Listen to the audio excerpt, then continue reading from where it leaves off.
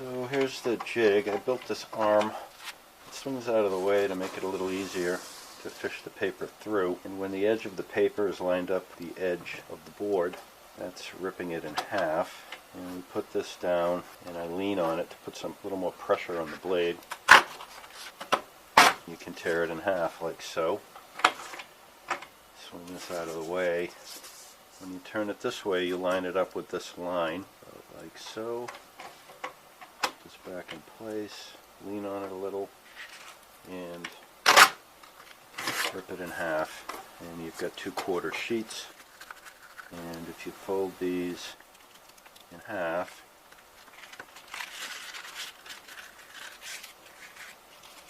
you end up with this little assembly. This is just a piece of plywood with an old hacksaw blade screwed down to it. This gold piece is a piece of threshold used in vinyl flooring and similar. And this is just a piece of PVC. And if I flip it over, I just use some small short screws to screw the aluminum to the PVC. Well, this is another one of those simple but useful jigs. I think most of us have scraps of plywood hanging around, and if you're anything like me, you have an extra used hacksaw blade hanging around that's probably too dull to really be good for a hacksaw blade, but it's good for sandpaper. And my only real contribution for originality was coming up with this little bracket here to hold the blade down.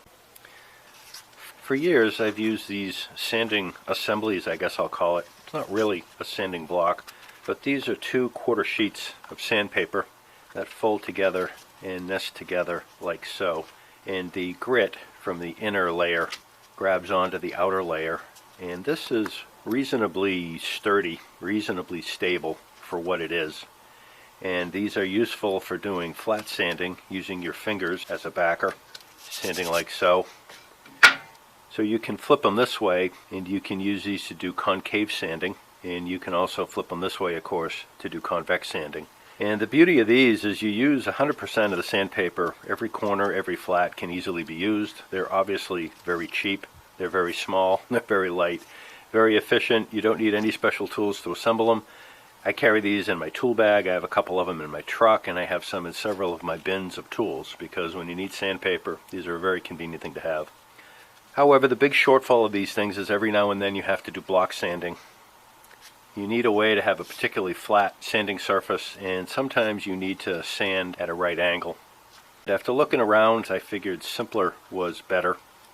Some of the other problems I've had is I've purchased sanding blocks, and a lot of times you kind of need 3 hands to get the sandpaper to sit in the block nice and tight, and I wanted something that was a little simpler than that. And I came up with this design, which is just 2 halves, holds the sandpaper, and I mortised the knob into the upper side just to give it a slightly lower profile. And these 2 sheets of plywood are about a 1/2 inch thick. They're a little shy of that, of course, and the MDF is a 1/2 inch thick. So this entire thing fits in my hand well. It was sized to fit onto a 1/4 sheet of sandpaper. And I also made this jig that other people have had. You put the sandpaper in there and put the block in and give you a good snug fit. Some of the problems of the prototype is that the plywood doesn't make a great substrate for sandpaper. This is not completely flat, and if you really need a flat substrate, this is not so hot. As I came up with a laminated approach, the bottom here is MDF, which is very stable, very flat, and I laminated onto it 5mm piece of plywood.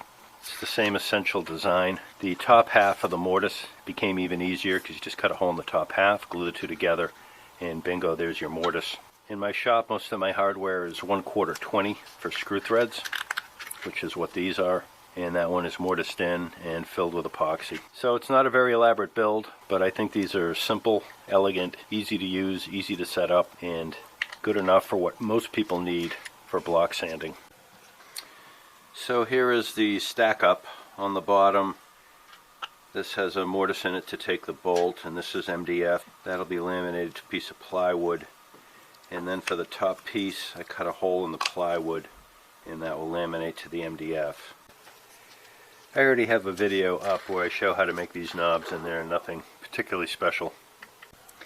This fits well in my hand. I kind of use it as a chalkboard or a whiteboard eraser style. You size it to your hand the way mine worked. This is the wide dimension of a 1/4 sheet, and these rectangular wooden blocks are about 1 inch narrower on each side so that it folds over and there's plenty of overlap for the block to grab. The build is pretty straightforward. I'm not going to go into a lot of detail. I used various drills to drill the various holes, hole saw and mortises. Then I just assembled it all together with a little bit of glue, and I think it's pretty straightforward.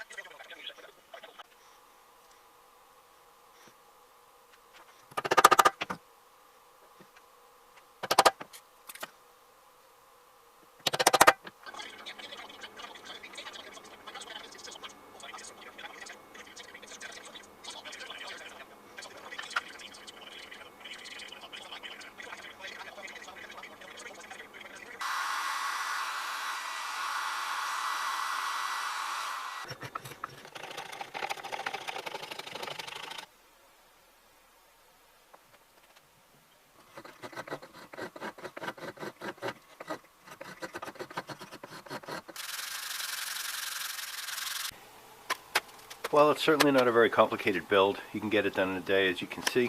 I have 3 of them, 3 different sanding grits. I love having these around the shop. I think I can also bring these to a job site should I have the need.